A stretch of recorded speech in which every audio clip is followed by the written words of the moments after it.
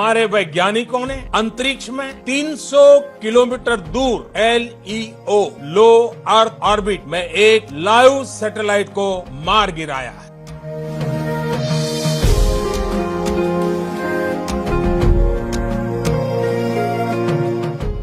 Here's what we know about the most recent direct ascent anti-satellite test that was done by India.